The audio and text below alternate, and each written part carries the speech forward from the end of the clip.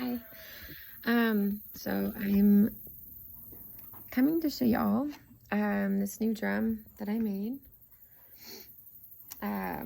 It's what I call a rainwater drum. I don't know if that's a thing, probably not, but it is now because I've made one.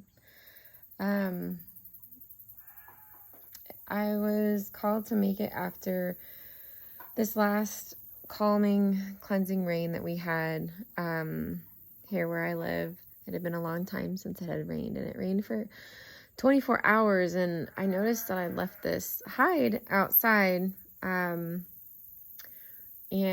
I got the nudge to make this drum after I had seen that. So it's not perfect. It has some asymmetries and imperfections, but I feel like that's kind of what makes it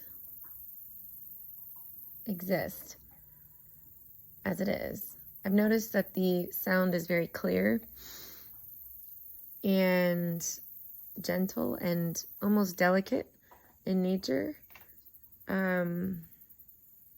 Anyway, so this is how it sounds.